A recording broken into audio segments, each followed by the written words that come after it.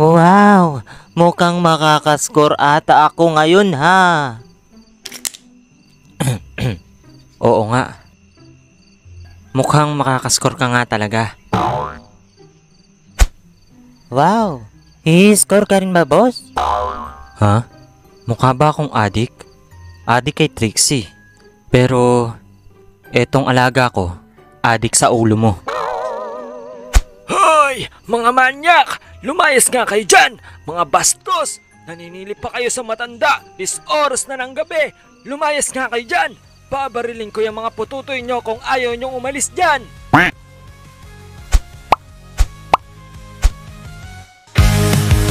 Tagapagbantay, ilakas ng bayan, mula sa kadiliman, lalaban para sa kapayapaan.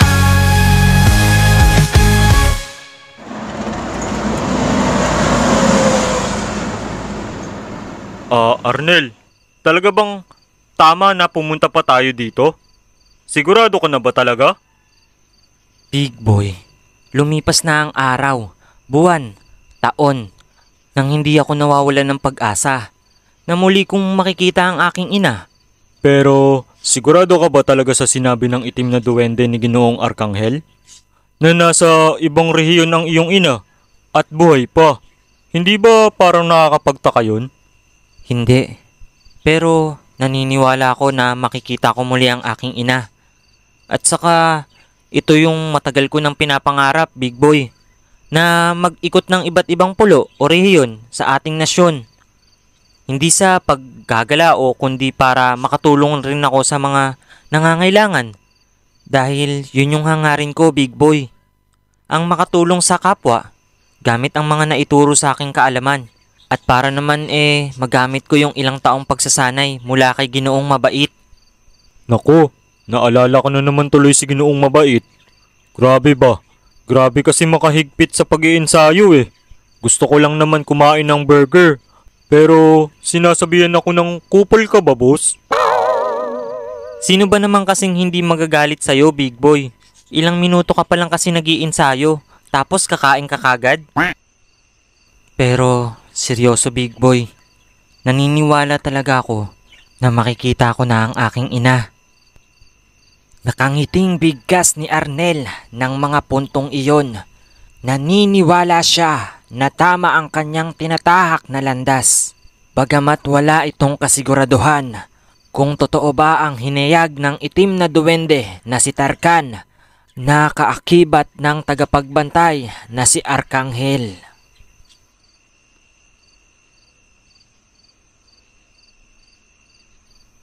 Totoo ba ang sinasabi mo sa amin, Ginoong Tarkan? Bakit naman ako magsisinungaling sa inyo? Pawang tunay lang ang sinasabi ko na ang ina ni Arnel at asawa ng tagapagbantay na si Ariel ay buhay pa. At ayon ito sa aming mga kauri sa ibang lahi. Mawalang galang na, Ginoong Tarkan. Alam kong ikaw ang kaakibat ng aking kapatid at kakambal na si Arkanghel. Pero nakakasigurado ka ba talaga? Wala naman ako mapapala kung magsisinungaling ako sa inyo. At sa pa, hindi ako magsasayang ng oras dito para lang magsinungaling. Ayoko din naman mapatawan ng kaparusahan ni Panginoong Arkanghel. Kung ganon, ano ang iyong pasya, Ginoong Ariel? Nagsasabi ba ng totoo si Tarkan? O isa lamang itong mapaglarong kwento? At saka, Ginoong Ariel, baka naman boka niya lang ang mga sinasabi niya. Kupal pa naman yan, boss. Grabe ba? Ama, ako na po ang gagawa ng misyon. Siguro naman tama na yung 7 taon na aking pagsasanay. At sigurado naman ako na ito ang itinakda ng may kapal. Pero anak, sigurado ka ba sa misyong ito? Hindi. Pero anong magagawa natin? Di tahakin. Parang problema lang yan. Kung marami kang problema at hindi mo na kaya... Oo na. Sige na. Ginoong Tarkan, pakialalayan ang aking anak hanggang sa makatawid siya sa unang destinasyon, ha?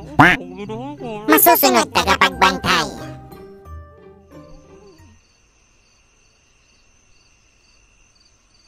Sa bagay, Arnel, wala namang mawawala. Pero... Pero ano, big boy? kasi... Baka kasi pwede naman na kumain. Nagugutom na ako, Arnel, oh. Hating gabi na.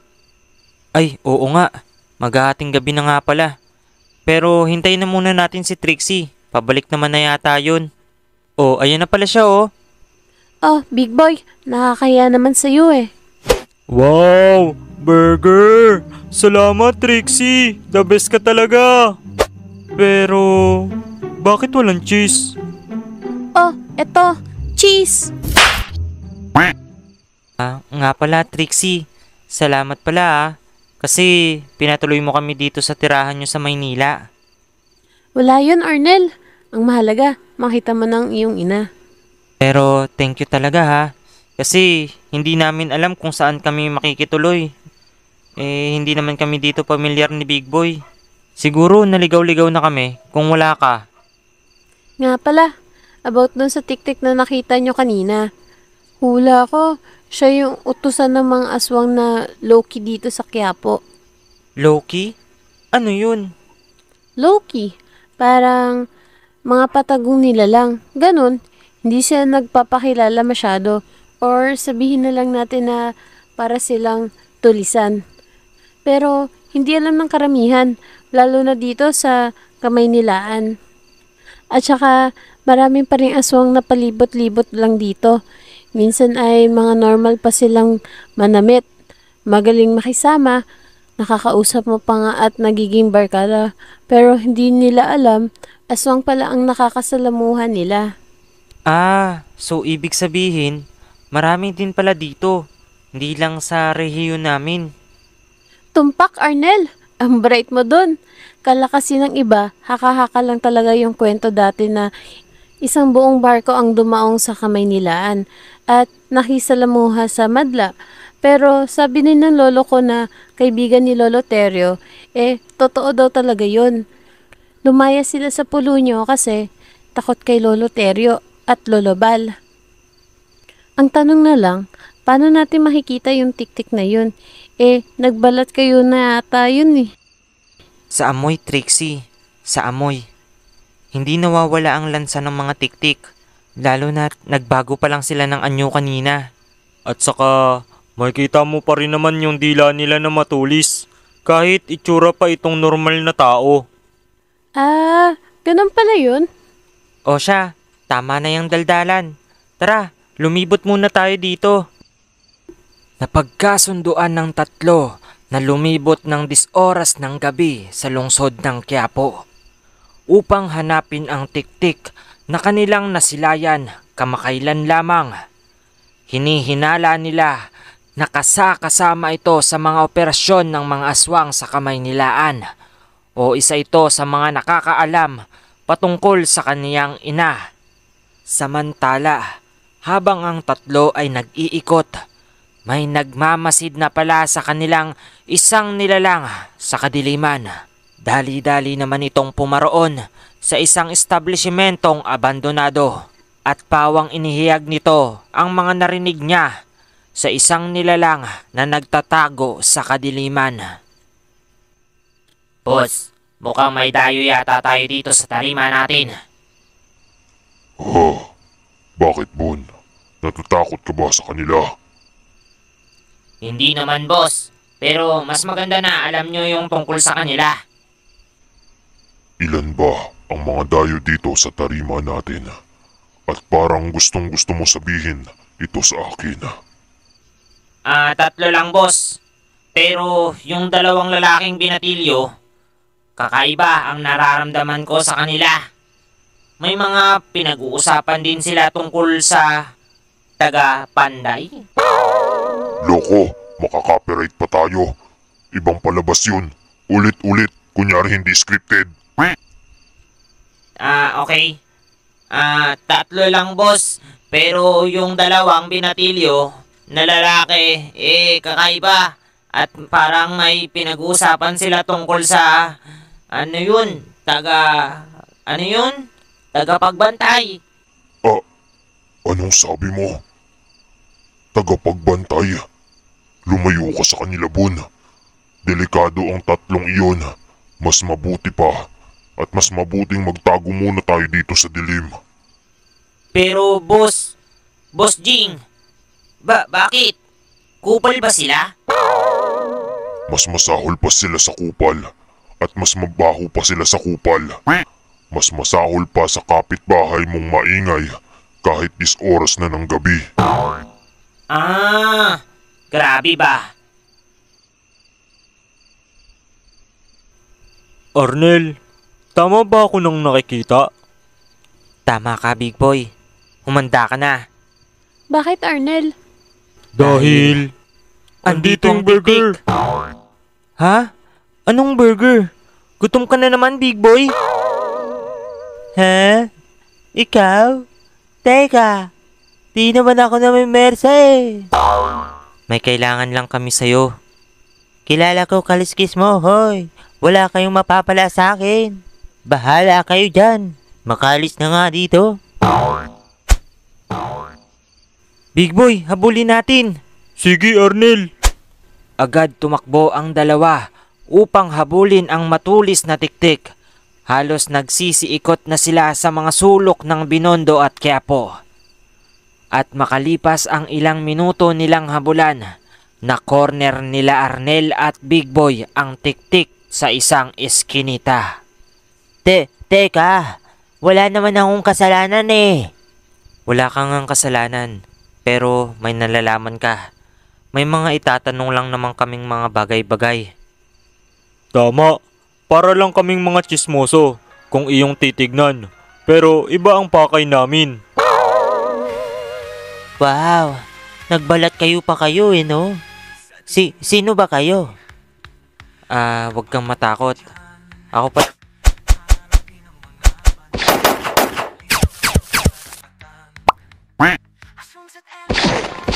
Hindi pa natatapos magsalita si Arnel ng mga puntong ito nang biglang humaba ang dila ng tiktik at biglang inatake si Arnel. Sa sobrang bilis ng pangyayari, agad naman nakaiwas ang binatilyo. Grabe ba? Nagsasalita pa yung tao eh. Ganyan ka. Wow, nagmamalinis pa. Sa tingin mo, nakikipag-usap ba ng maayos ang mga tiktik? Hunghang. 2 beses na yan. Tandaan mo, pinagsabihan na kita. Ay teka, parang napanood ko na yun ah. Hoy, hunghang ka ba? Anong akala mo sa akin? Uto-uto? Hindi ka nga uto-uto, pero tulig ka naman.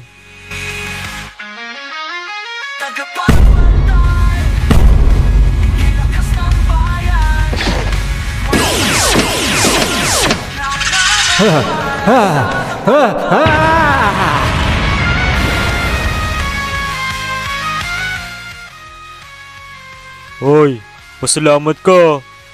Gutom ako ngayong mga oras na to. Kung hindi, burger ka sa akin. Bali, back to business tayo. Ako si Arnel at pumarito ako sa Kamaynilaan para hanapin ang aking ina. Gusto ko lang naman malaman kung isa ka ba sa mga namamahala dito sa grupo ng mga aswang sa Kamaynilaan. At baka matulungan mo kami kapalit ng buhay mo. Oops, baka akala mo tinatakot kita ha? Hindi kita tinatakot. Oo na.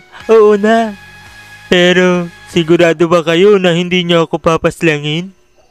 Nangangako ako. Oo na. Ako si Coco. At isa lang akong simple at solo flight na tiktik dito sa Kamaynilaan. Wala akong sinasalihang grupo o hukbo. Pero kilala ko ang mga namumuno sa bawat lungsod dito sa Kamaynilaan. Pero mapapangako ko na matutulungan ko kayo. Pero hindi lahat ha. Mahal ko pa kasi ang buhay ko eh. Ano sa tingin mo, Big Boy?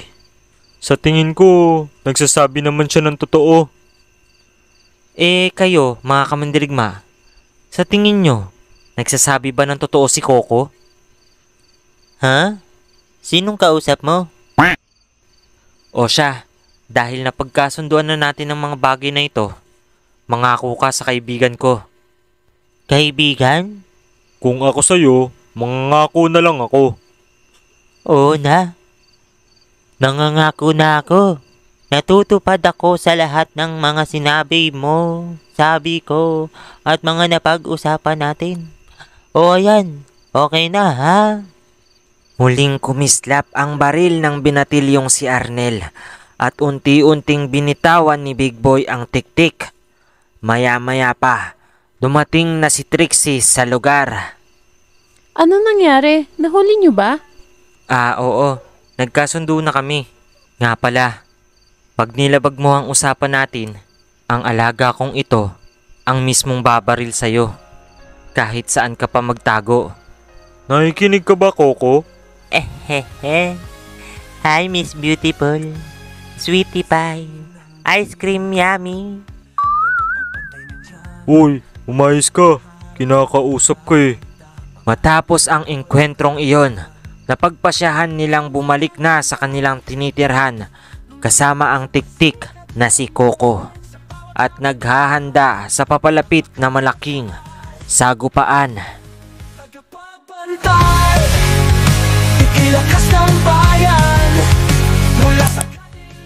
Oops! Teka, hindi pa tapos. Naaalala nyo ba yung episode 6 ng Tagapagbantay Season 3? Hindi ako nagbigay ng spoiler nun ha. Pero malawak ang series na ito. Nakakatuwa, di ba? Grabe ba? Tsaka, kung nagtataka kayo kung bakit Coco ang pangalan niya, ang apelido niya kasi Martir. Coco Martir. Pantay, ikilakas ng bayan mula sa kadiliman, lalaban para sa kapayapaan.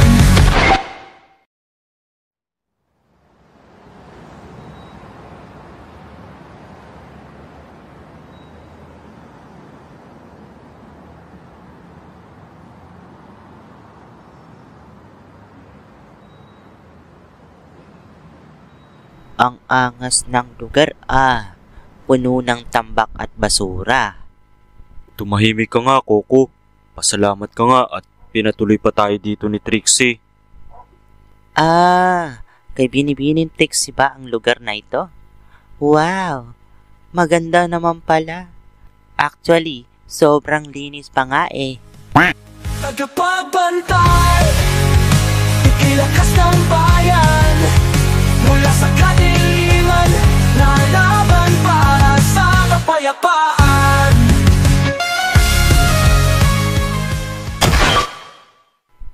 Ewan ko sa'yo, Coco. Sa totoo lang, ngayon lang ako nakakita ng tik-tik na maarte. Arnel, asan nga pala si Trixie? Parang humiwalay siya kanina nung pabalik na tayo dito. Uuwi muna daw siya sa Quezon City. Dun sa lugar ng mga magulang niya. Ganun ba? Akala ko dito siya matutulog. Hindi pwede, Big Boy eh. Sa totoo lang, gusto din ni Trixie na dito na lang siya matulog habang narito tayo sa Maynila. Ang kaso... Ang kaso? Natatandaan mo yung piyesta doon sa atin nung mga bata pa kami ni Trixie?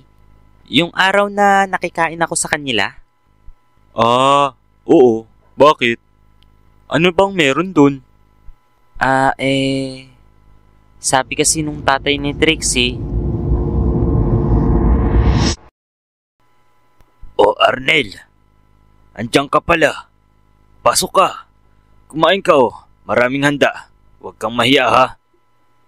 Salamat po, Manong Eddie. Busog pa po ako eh. Huwag ka nang mahiya, Arnel. Piyesta ngayon at lahat ng bahay sa nayon natin ay nagbibigayan ng pagkain bilang tradisyon. Pero busog pa po talaga ako, Manong Eddie. Talaga ba? Sayang naman itong litson kung hindi ka kakain. Hay. Joke lang po, Manong Eddie. Ito na nga po, may dala pa nga po akong plastic. Oh, tapos, wala naman akong nakikitang masama dun, Arnel. Kasi, habang kumukuha kasi ako ng lechon napakabait talaga ng tatay ni Trixie. Kaso, totoo kaya na siya ang tatay ni Trixie? Para kasing kaduda-duda Ang ganda ni Trixie. Tapos yung tatay niya, napakalaki ng butas ng ilong. Tapos, mabalbon. Parang Parang ano, Arnel? Parang Goy!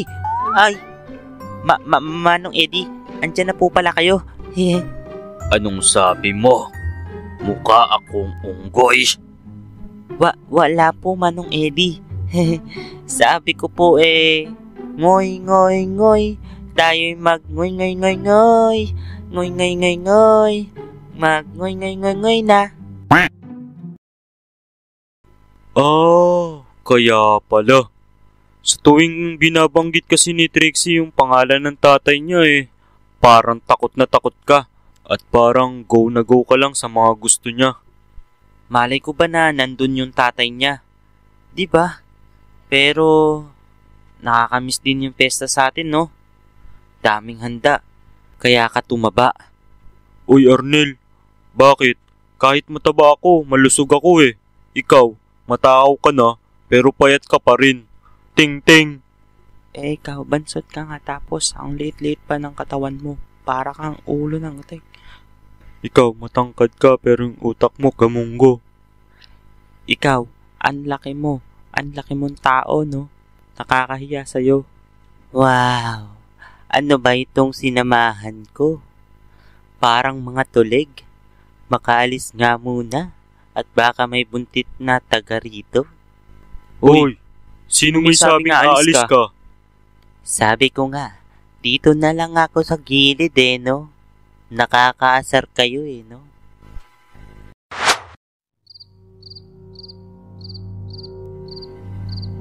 May balita ka na ba sa mga bata? Wala pa ho, Ginoong Ariel.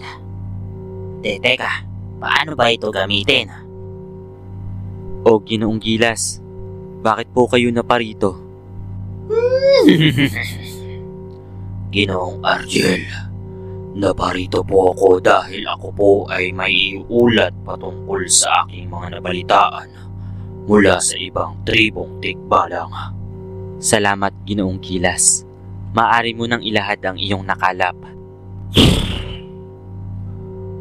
Ayon sa ibang tribong tikbalang, may iba't ibang grupo daw ng aswang ang naninirahan sa rehiyong Luzon.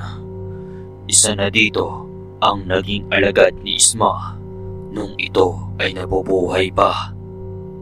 Natukoy ba nila kung saang parte ng rehiyong Luzon? Wala ho silang nabanggit. Pero mag-iingat daw sila sa lungsod ng Maynila dahil maraming aswang daw ang naroroon at nagtatago sa dilim. Nakikisalamuha sila sa mga normal na tao at sila rin daw ang nagtitinda ng iba't ibang laman ng tao na kanilang nabibiktima. Kung ganun, delikado pala ang kalagayan ng aking anak na si Arnel. Ginoong mabait, maaari mo ba silang kontakin? Masusunod po aming tagapagbantay. Ginoong Arnel, hindi pa po iyon ang lahat ng aking nakalap na balita. Kung ganun, ilahad mo aking kaibigan.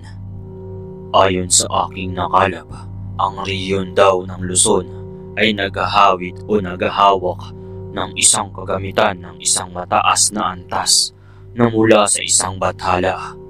Ito daw ay itinago ng ibang lahi doon. At ayon din sa kanilang binigkas, matagal na rin daw na may hidwaan ang lahi ng aswang at lahi ng elemental at ang hukbo ng aklas ng albularyo. Sandali lang. Anong sabi mo? Aklas ng albularyo? Tama po kayo ng pagkakarinig, aming tagapagbantay. May tarima at templo din ang aklas ng mga albularyo sa rehiyon ng Luzon, kagaya ng ating natuklasan sa rehiyong Mindanao. Kung ganun, marahil ay naroroon ang aming angkan. Marahil tama nga po kayo, aming tagapagbantay. Ginoong Gilas, maaari ba akong humingi ng isang pabor? Maaari mo bang ipabatid o banggitin din ito sa aking kambal na si Ramino?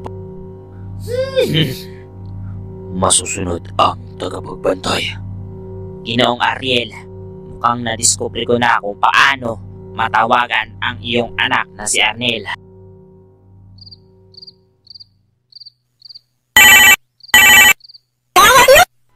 Oh, Arnel! Mukhang may tumatawag sa teleponong binigay sa iyo ni Ginoong Ariel. Ha? Hello? Ginoong Ariel, kamangha-mangha, lumalabas ang boses ng iyong anak sa kagamitang ito. Anak, Arnel, naririnig mo ba ako? Opo, Ama. Narinig po kita. Anak, mag-iingat kayo ha. Mag-ingat kayo sa misyon nyo. Napag-alaman namin na ang isa sa mga alagad ni Isma ay naninirahan sa rehiyong Luzon. Kung ganun, tama pala ang nabasa ko sa akda sa libro ni Lolo Terio na ang tatlong naging alagad ni Isma ay naghiwa-hiwalay sa iba't ibang rehiyon upang muli silang umangat at magbago ang lahat. Pero Ama, nasan daw sila? Masyadong malaki ang kamay nilaan. Pasensya ka na anak, pero limitado lang ang aming nalalaman. Hindi din namin alam kung saang banda ang kuta nila. Pero maipapayo ko lang ay magdobling ingat kayo at mag-ingat kayo sa mga lakad nyo ni Big Boy. Masusunod po, Ama.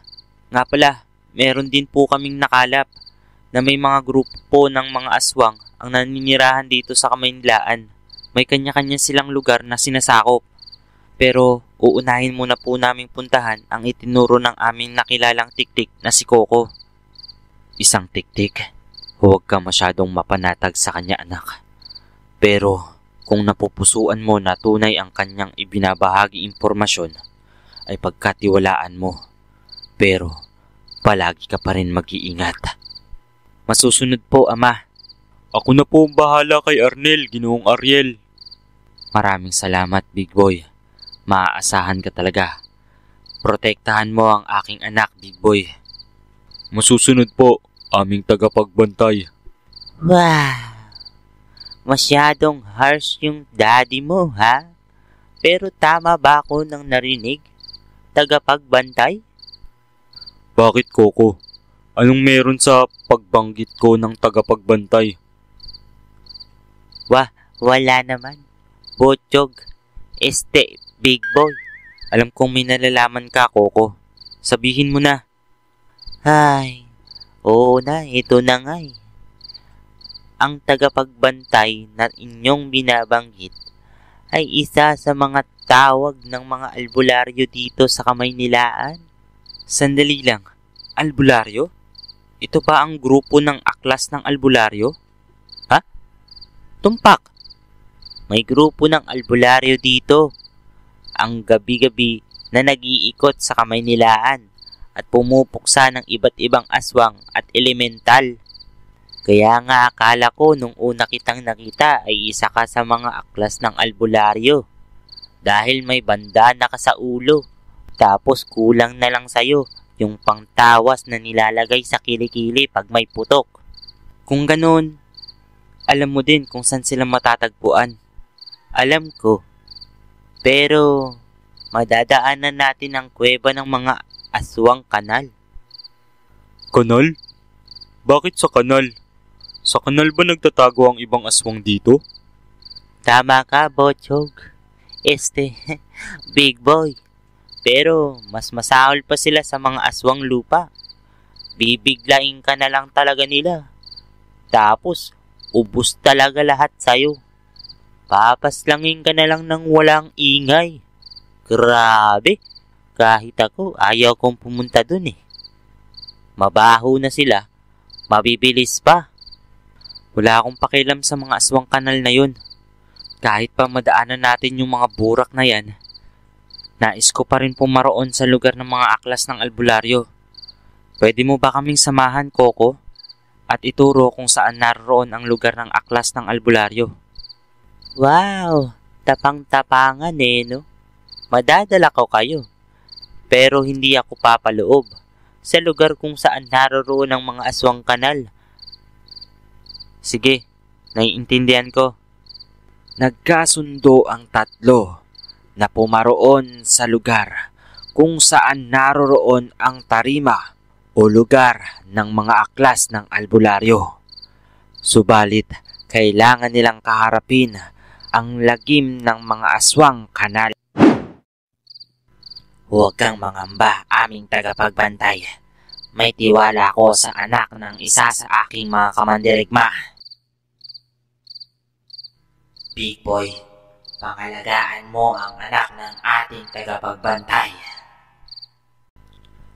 Makalipas ang ilang minuto nilang paglalakad, ay napuntahan na nila ang tagusan paparoon sa lungga ng mga aswang kanal at paparoon sa grupo ng aklas ng albularyo.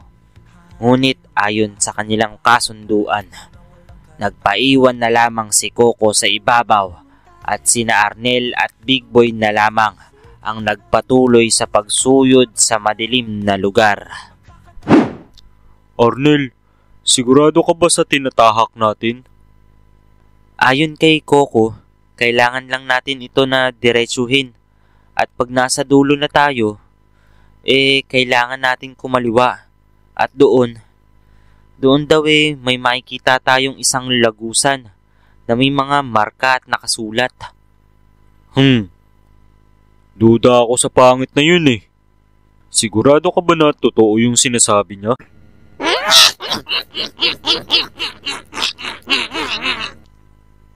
Oh, ano yun?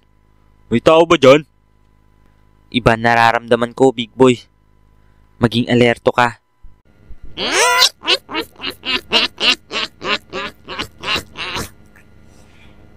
Ano ang pakay niyo? At naririto kayo sa aming tarima. Naririto kami para dumaan lamang paparoon sa lugar ng mga aklas ng albularyo. Hindi namin gusto ang makipag-away. Napakatapang naman ang mga ito. Nakakasigurado ba kayo na dito ang daan? Ayon sa kakilala namin na isang tiktik, naririto daw ang lagusan paparoon. Huwag nyo na kami linlangin. At saka, magpakita kayo. Huwag kayong magtago sa dilim. Isang pugwit, matapang ang isang to. May isa lamang kaming katanungan. Pag nasagot nyo, ay papayag kami na dumaan kayo. Pero kung nagkamali kayo, ay papaslangin namin kayo sa kinatatayuan niya. Naiintindihan ko. Simulan mo na ang pagtatanong. Masyadong atat to. O siya, ito na ang tanong ko. Kung ang mama mo ay papa ko, ano ang mama mo pag pinatay ko? Ha, huwag kang lumayo sa likod ko, Arnel.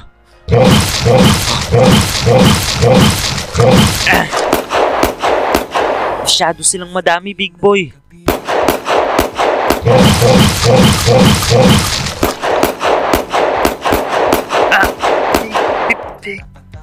Oh, Arnel. Punyeta. Ayaw niyong tumigil ha.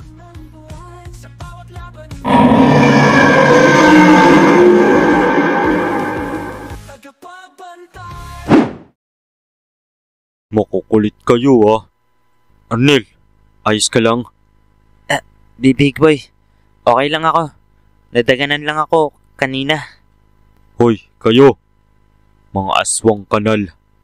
Papadaanin niyo ba kami o gusto niyong ubusin namin ang lahi niyo dito sa ilalim ng imburnal? Siya na! May avoided. Sige na! Babayad kayo sa ginawa niyo sa amin. Babalik kami. Akala ko lalaban pa eh. Mga duwag naman pala yon. Ayos ka lang? Ayos lang ako, big boy. Di ko inaasahan na napakadami pala ng mga aswang na yun. Kaya nung napaslang ko dahan-dahan na silang dumadagan sa akin. Ay, pinag-alala mo ako, Arnel. Akala ko napano ka na eh. Mahusay. Di kayo pangkaraniwang mga binatilyo. Tama ba? Sino ka? Saka rin ba sa mga aswang kanal? Teka. Huwag kang matakot. Narinig kong hinahanap nyo ang lugar ng mga aklas ng albularyo. Nais ko lang malaman kung ano ang pakay nyo. Sandali ng big boy. Mukhang mapagkakatiwalaan naman ang taong ito. Sigurado ka ba, Arnel? Oo. Magandang gabi, Ginoo. Ako si Arnel. At ito si Big Boy. Nais lang namin makapunta sa inyong lugar dahil isa din sa mga aklas ng albularyo ang aking lolo at mga kalahi namin. Lugar, lolo at kalahi. Sa tingin mo, isa rin ako sa mga albularyo? Tama po kayo. Sa totoo lang, nakakita na po ako ng pendant na nasa inyong baluti. Isa yan sa mga simbolo ng aklas ng albularyo. Kaya naman alam kong isa ka sa mga ito.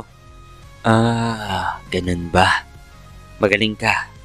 Nakakatuwa naman at sa tagal ng panahon, ikaw lang ang nakilala kong malaki ang interes sa aming mga miyembro ng aklas ng albularyo.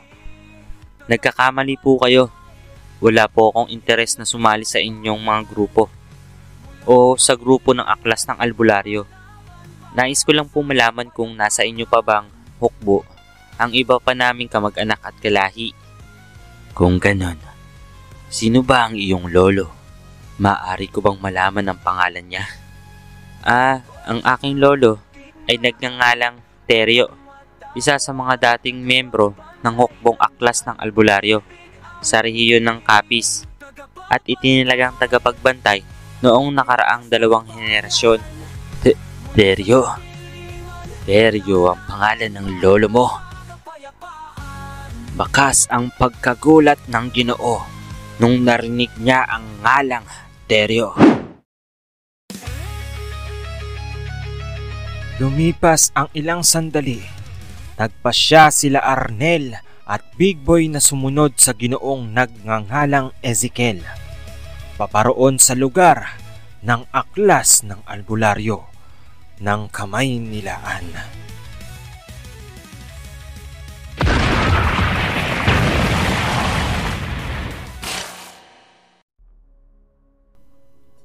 Ginoo, narito na tayo. Naway magbigay linaw sa inyo ang lugar ng aklas ng mga albularyo sa lungsod ng kamay nilaan. Teka, asan yung mga tao na narito? Arnel, iba ang kutob ko.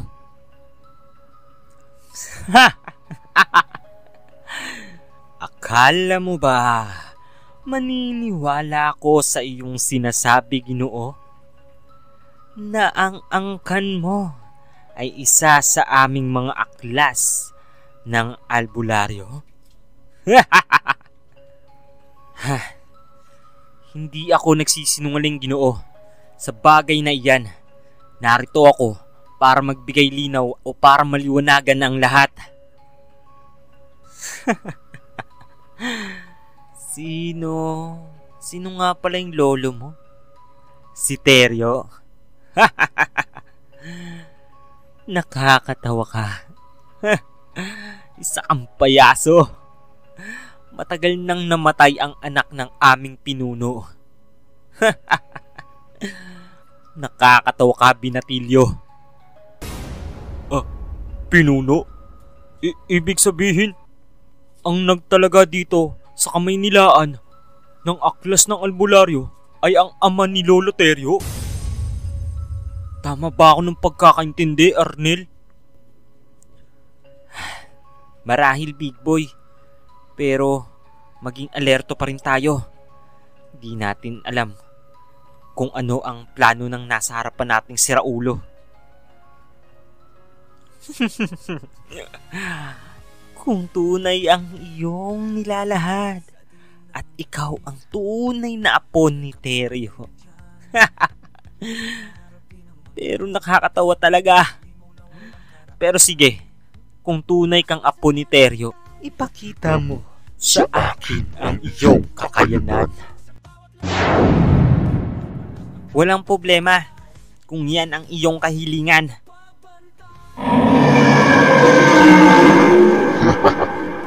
Simulan na ang saya.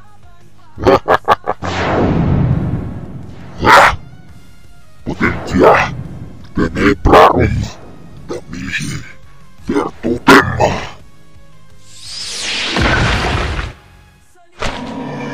Ha! Pinteske!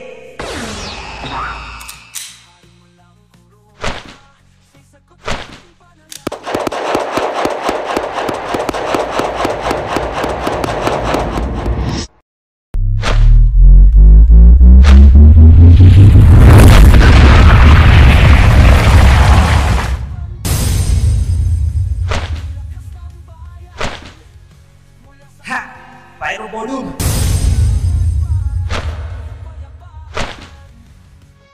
May plano ka ba, Big Boy? Maaaring gamitin ko ang Domini. Pero, maaari mo ba akong bigyan ng panahon? Yan na lang ang huli nating paraan. Kakaiba ang nilalang na ito. Ganito pala ang lakas ng mga aklas ng albularyo. Sige, Arnel. Bibigyan kita ng oras. Hayaan mo, Big Boy. Papatamain ko sa kanya ang Domini Eruka.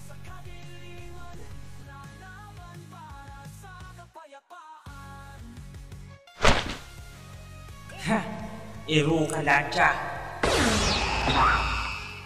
At pangalawa, Domini Eruka.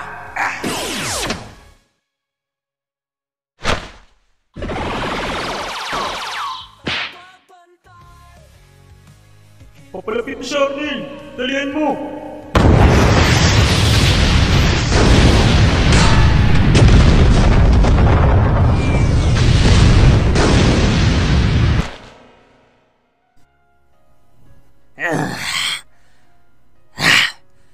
Tunay nga na ikaw ang apo ni Teryo. Maaari ko na ba malaman kung nasan ang iyong mga kasamahan? Sumagot ka! Palahurang albularyo. Wala na akong dapat sabihin. Bora, lumabas ka dyan. Bibigyan kita ng basbas para dalhin sila sa mataas na katungkulan sa ating hanay. Sandali lang, bago ako pumunta at sumama kay Bora, maaari ko bang malaman kung bakit ganun ang naging anyo mo? Hindi yon isang simpleng orasyon. May halong kadiliman ang binitawan mong Latin. Malalaman mo na lamang, Ginoo, pag sumama ka sa kay Bora at ang mataas na antas na lamang ang magbibigay sa iyo ng kalinawan sa iyong kaisipan. Mga Ginoo, sumunod po kayo sa akin. Narito po ang daan at lagusan paparoon sa aming kampo. Matapos ang inkwentro ni Arnel at Big Boy sa isa sa mga miyembro ng aklas ng albularyo, isinama sila sa tunay na lagusan ng isang batang nagngangalang Bora. Maligayang pagbati sa inyo, Ginoo, mula sa aklas ng albularyo ng Kamay Nilaan.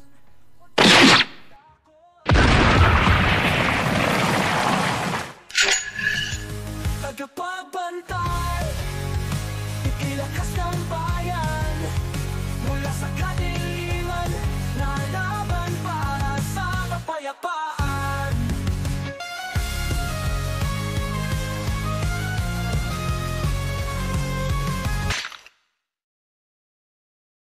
Maraming salamat mga kamandirigma sa lahat ng sumuporta at nanood ng full chapter 1 ng ating palabas na Arnel the Lost Spirit.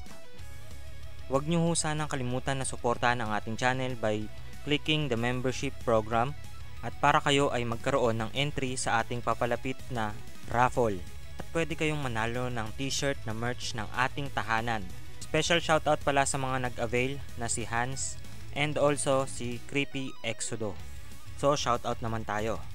Shoutout kay Mark Anthony Binga, Chris of Merginio, Agimat ng Mangyan, Mark Lestat, Gelna Gomez, Judith Fable, Draneb Guitar My Custom, Jaisel Ann Domingo, Dogo Love Me, Elaine Bangkuyan, Marites Manlangit, Henrik Velez, Mariamel Lindasi, Jocelyn Tequiro, Romalyn Arizala, Shane Solis, Ruben Gonzalez, Sel Eddie Malabanan, Raymond Tumanda, Rhea May de la Serna, Earl Rod Kailan, Marilu de la Cruz, Sheila May, Angel Mark Adventure, Ruby Rick Bataan, Laar Nilumbang, at Albert Membreve.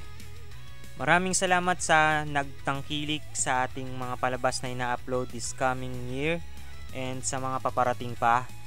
And also, maraming salamat sa mga tumutok at nanood ng unang yugto o episode ng Lolo Terrio The Resurrection. Maraming salamat mga kamandirigma and see you on the next upload.